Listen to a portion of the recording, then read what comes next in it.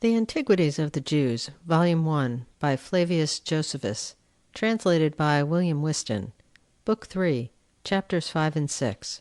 Chapter 5. How Moses ascended up to Mount Sinai, and received laws from God, and delivered them to the Hebrews. Now Moses called the multitude together, and told them that he was going from them unto Mount Sinai to converse with God, to receive from him, and to bring back with him a certain oracle. But he enjoined them to pitch their tents near the mountain, and prefer the habitation that was nearest to God, before one more remote. When he had said this, he ascended up to Mount Sinai, which is the highest of all the mountains that are in that country, and is not only very difficult to be ascended by men, on account of its vast altitude, but because of the sharpness of its precipices also. Nay, indeed, it cannot be looked at without pain of the eyes. And besides this, it was terrible and inaccessible, on account of the rumor that passed about, that God dwelt there.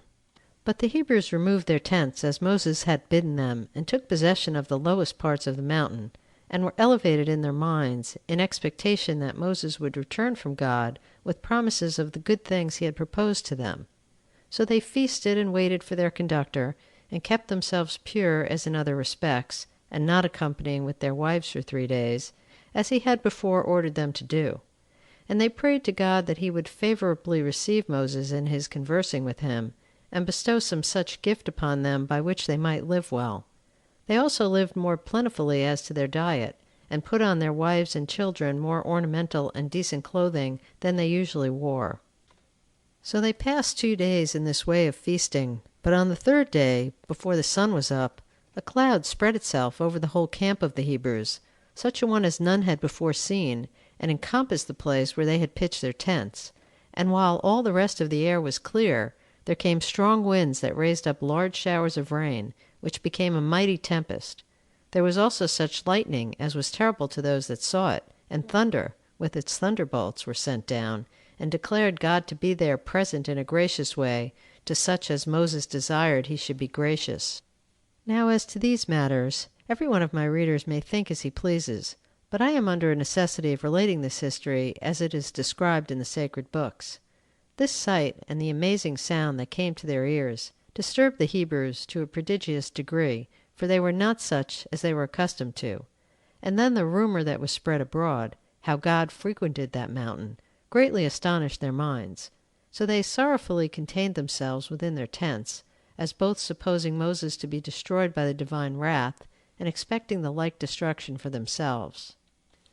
When they were under these apprehensions, Moses appeared as joyful and greatly exalted. When they saw him, they were freed from their fear, and admitted of more comfortable hopes as to what was to come. The air also was become clear and pure of its former disorders, upon the appearance of Moses. Whereupon he called together the people to a congregation, in order to their hearing what God would say to them.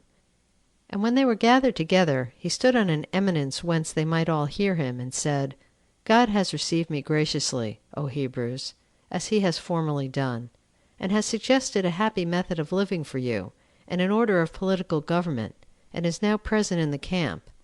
I therefore charge you, for his sake, and the sake of his works, and what we have done by his means, that you do not put a low value on what I am going to say, because the commands have been given to me that now deliver them to you, nor because it is the tongue of a man that delivers them to you. But if you have a due regard to the great importance of the things themselves, you will understand the greatness of him whose institutions they are, and who has not disdained to communicate them to me for our common advantage.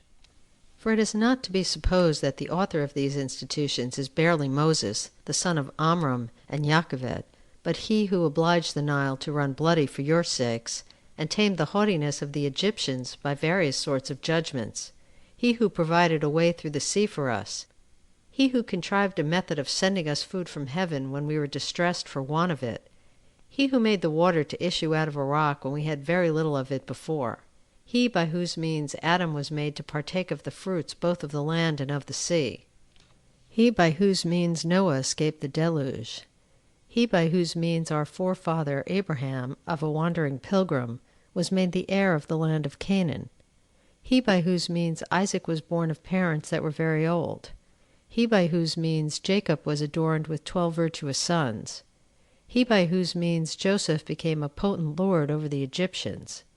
He it is who conveys these instructions to you by me as his interpreter.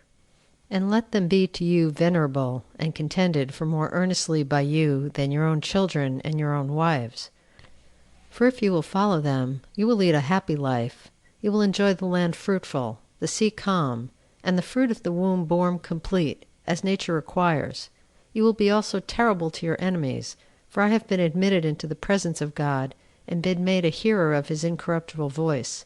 So great is his concern for your nation and its duration. When he had said this, he brought the people, with their wives and children, so near the mountain, that they might hear God himself speaking to them about the precepts which they were to practice, that the energy of what should be spoken might not be hurt by its utterance by that tongue of a man, which could but imperfectly deliver it to their understanding. And they all heard a voice that came to all of them from above, insomuch that no one of these words escaped them, which Moses wrote on 2 tables, which it is not lawful for us to set down directly, but their import we will declare. The first commandment teaches us that there is but one God, and that we ought to worship him only. The second commands us not to make the image of any living creature to worship it. The third, that we must not swear by God in a false matter. The fourth, that we must keep the 7th day, by resting from all sorts of work. The fifth, that we must honor our parents. The 6th, that we must abstain from murder. The 7th, that we must not commit adultery. The 8th, that we must not be guilty of theft. The 9th, that we must not bear false witness. The 10th, that we must not admit of the desire of anything that is another's. Now when the multitude had heard God himself giving these precepts which Moses had discoursed of, they rejoiced at what was said, and the congregation was dissolved. But on the following days they came to his tent, and desired him to bring them, besides, other laws from God. Accordingly he appointed such laws, and afterwards informed them in what manner they should act in all cases, which laws I shall make mention of in their proper time. But I shall reserve most of those laws for another work, and make there a distinct explication of them. When matters were brought to this state, Moses went up again to Mount Sinai, of which he had told them beforehand. He made his ascent in their sight, and while he stayed there so long a time, for he was absent from them 40 days, fear seized upon the Hebrews, lest Moses should have come to any harm. Nor was there anything else so sad, and that so much troubled them, as the supposal that Moses was perished.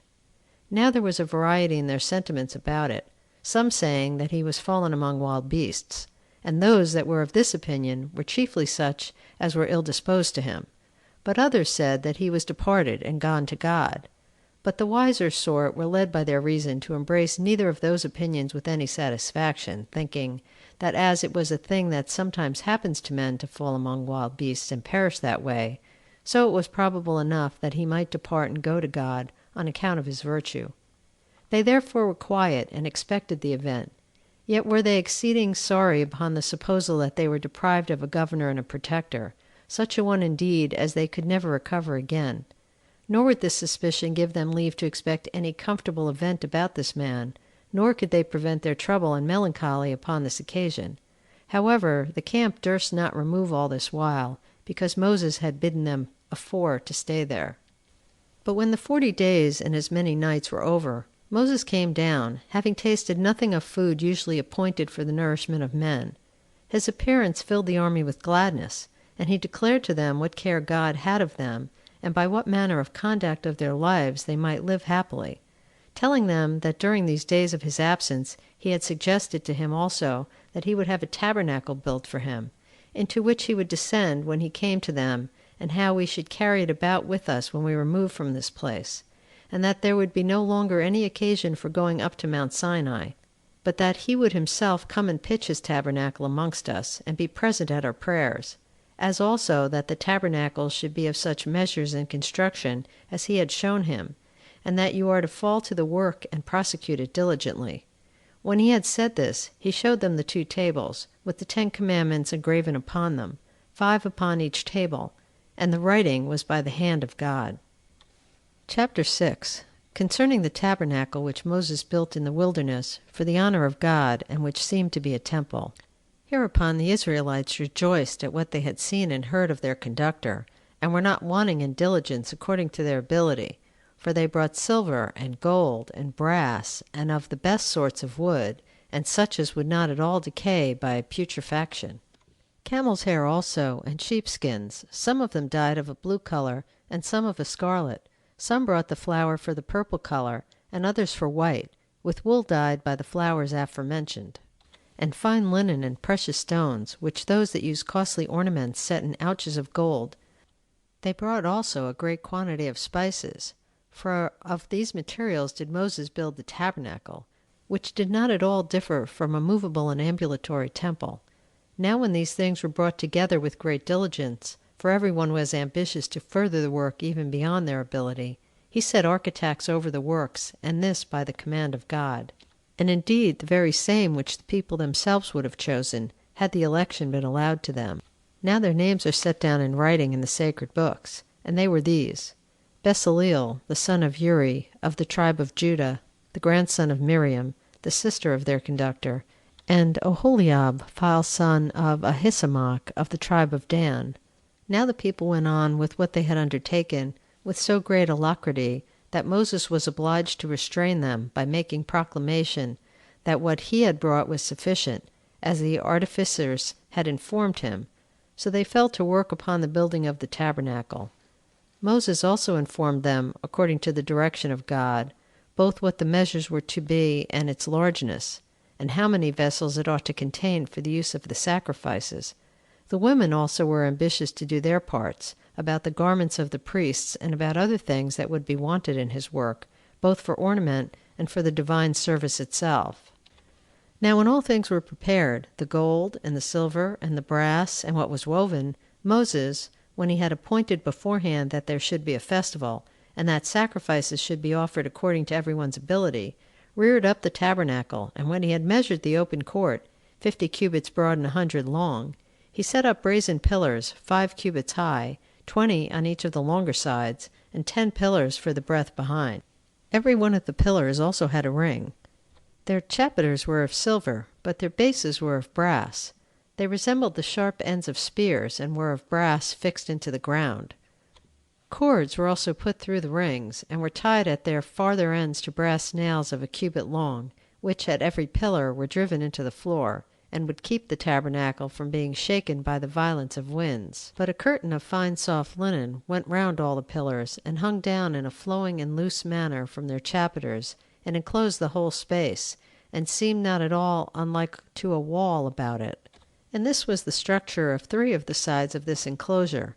But as for the 4th side, which was 50 cubits in extent, and was the front of the whole, 20 cubits of it were for the opening of the gates, wherein stood 2 pillars on each side, after the resemblance of open gates. These were made wholly of silver and polished, and that all over, excepting the bases, which were of brass.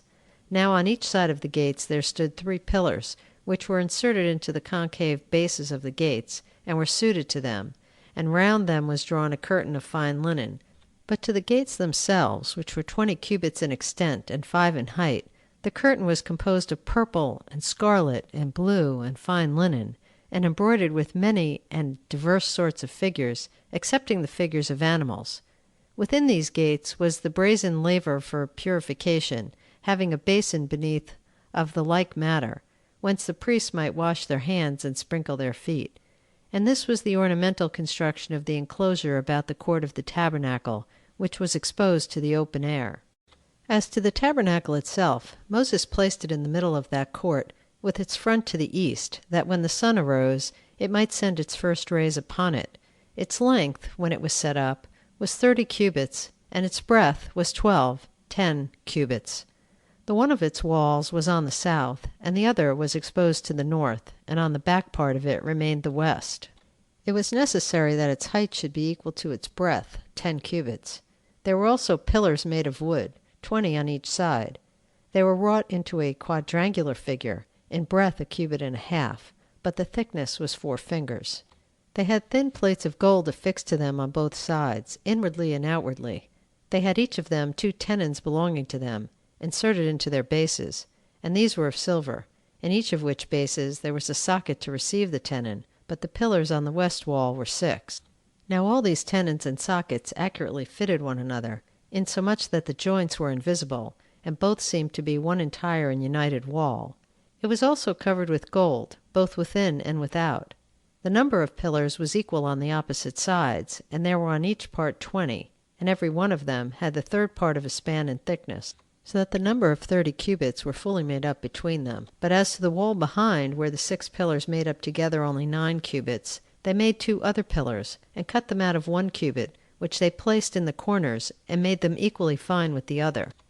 Now every one of the pillars had rings of gold affixed to their fronts outward, as if they had taken root in the pillars, and stood one row over against another round about, though which were inserted bars gilt over with gold, each of them 5 cubits long, and these bound together the pillars, the head of one bar running into another, after the nature of one tenon inserted into another. But for the wall behind there was but 1 row of bars that went through all the pillars, into which row ran the ends of the bars on each side of the longer walls, the male with its female being so fastened in their joints that they held the whole firmly together. And for this reason was all this joined so fast together, that the tabernacle might not be shaken, either by the winds or by any other means, but that it might preserve itself quiet and immovable continually. As for the inside, Moses parted its length into 3 partitions. At the distance of 10 cubits from the most secret end, Moses placed 4 pillars, the workmanship of which was the very same with that of the rest, and they stood upon the like bases with them, each a small matter distant from his fellow. Now the room within those pillars was the most holy place, but the rest of the room was the tabernacle, which was open for the priests. However, this proportion of the measures of the tabernacle proved to be an imitation of the system of the world, for that third part thereof which was within the 4 pillars, to which the priests were not admitted, is, as it were, a heaven peculiar to God. But the space of the 20 cubits is, as it were, sea and land, on which men live, and so this part is peculiar to the priests only. But at the front, where the entrance was made, they placed pillars of gold that stood on bases of brass in number 7. But then they spread over the tabernacle veils of fine linen and purple and blue and scarlet colors embroidered. The first veil was 10 cubits every way, and this they spread over the pillars which parted the temple, and kept the most holy place concealed within. And this veil was that which made this part not visible to any. Now the whole temple was called the holy place, but that part which was within the 4 pillars, and to which none were admitted, was called the Holy of Holies. This veil was very ornamental, and embroidered with all sorts of flowers which the earth produces, and there were interwoven into it all sorts of variety that might be an ornament, excepting the forms of animals. Another veil was which covered the 5 pillars that were at the entrance. It was like the former in its magnitude and texture and color, and at the corner of every pillar a ring retained it from the top downwards, half the depth of the pillars, the other half affording an entrance for the priests, who crept under it. Over this there was a veil of linen of the same largeness with the former. It was to be drawn this way or that way by cords, the rings of which, fixed to the texture of the veil, and to the cords also, were subservient to the drawing and undrawing of the veil, and to the fastening it at the corner, that then it might be no hindrance to the view of the sanctuary, especially on solemn days, but that on other days, and especially when the weather was inclined to snow, it might be expanded, and afford a covering to the veil of diverse colors.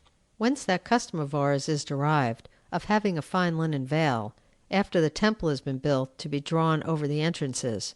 But the 10 other curtains were 4 cubits in breadth, and 28 in length, and had golden clasps in order to join the one curtain to the other, which was done so exactly that they seemed to be one entire curtain. These were spread over the temple, and covered all the top and parts of the walls, on the sides and behind, so far as within 1 cubit of the ground. There were other curtains of the same breadth with these, but 1 more in number, and longer, for they were 30 cubits long. But these were woven of hair, with the like subtlety of those of wool were made, and were extended loosely down to the ground, appearing like a triangular front and elevation at the gates, the 11th curtain being used for this very purpose. There were also other curtains made of skins above these, which afforded covering and protection to those that were woven both in hot weather and when it rained. And great was the surprise of those who viewed these curtains at a distance, for they seemed not at all to differ from the color of the sky. But those that were made of hair and of skins reached down in the same manner as did the veil at the gates, and kept off the heat of the sun, and what injury the rains might do. And after this manner was the tabernacle reared. There was also an ark made, sacred to God, of wood that was naturally strong and could not be corrupted. This was called Aaron in our own language. Its construction was thus. Its length was 5 spans, but its breadth and height was each of them 3 spans. It was covered all over with gold, both within and without, so that the wooden part was not seen. It had also a cover united to it by golden hinges, after a wonderful manner, which cover was every way evenly fitted to it, and had no eminences to hinder its exact conjunction. There were also 2 golden rings belonging to each of the longer boards, and passing through the entire wood, and through them gilt bars passed along each board, that it might thereby be moved and carried about, as occasion should require. For it was not drawn in a cart by beasts of burden, but borne on the shoulders of the priests. Upon this its cover were 2 images, which the Hebrews call cherubims. They are flying creatures, but their form is not like to that of any of the creatures which men have seen, though Moses said he had seen such beings near the throne of God. In this ark he put the 2 tables whereon the 10 commandments were written, 5 upon each table, and 2.5 upon each side of them, and this ark he placed in the most holy place. But in the holy place he placed a table, like those at Delphi. Its length was 2 cubits, and its breadth 1 cubit, and its height 3 spans. It had feet also, the lower half of which were complete feet, resembling those which the Dorians put to their bedsteads. But the upper parts toward the table were wrought into a square form. The table had a hollow towards every side, having a ledge of 4 fingers' depth, that went round about like a spiral, both on the upper and lower part of the body of the work. Upon every one of the feet was there also inserted a ring, not far from the cover, through which went bars of wood beneath, but gilded, to be taken out upon occasion, there being a cavity where it was joined to the rings, for they were not entire rings, but before they came quite round they ended in acute points, the one of which was inserted into the prominent part of the table, and the other into the foot. And by these it was carried when they journeyed. Upon this table, which was placed on the north side of the temple, not far from the most holy place, were laid 12 unleavened loaves of bread, 6 upon each heap, one above another. They were made of 2/10 deals of the purest flour, which 10th deal, in omer, is a measure of the Hebrews, containing 7 Athenian codolo. And above those loaves were put 2 vials full of frankincense. Now after 7 days other loaves were brought in their stead, on the day which is by us called the Sabbath, for we call the 7th day the Sabbath. But for the occasion of this intention of placing loaves here, we will speak to it in another place. Over against this table, near the southern wall, was set a candlestick of cast gold, hollow within, being of the weight of 100 pounds, which the Hebrews call chincharis. If it be turned into the Greek language, it denotes a talent. It was made with its knops and lilies and pomegranates and bowls, which ornaments amounted to 70 in all, by which means the shaft elevated itself on high from a single base, and spread itself into as many branches as there are planets, including the sun among them. It terminated in 7 heads, in one row, all standing parallel to one another, and these branches carried 7 lamps, one by one, in imitation of the number of the planets. These lamps looked to the east and to the south, the candlestick being situate obliquely. Now between this candlestick and the table, which, as we said, were within the sanctuary, was the altar of incense, made of wood indeed, but of the same wood of which the foregoing vessels were made, such as was not liable to corruption. It was entirely crusted over with a golden plate. Its breadth on each side was a cubit, but the altitude double. Upon it was a grate of gold, that was extant above the altar, which had a golden crown encompassing it round about, whereto belonged rings and bars, by which the priest carried it when they journeyed. Before this tabernacle there was reared a brazen altar, but it was within made of wood, 5 cubits by measure on each side, but its height was but 3, in like manner adored with brass plates as bright as gold. It had also a brazen hearth of network, for the ground underneath received the fire from the hearth, because it had no basis to receive it. Hard by this altar lay the basins and the vials and the censers and the cauldrons made of gold, But the other vessels made for the use of the sacrifices were all of brass, and such was the construction of the tabernacle, and these were the vessels thereto belonging. End of Book 3, chapters 5 and 6.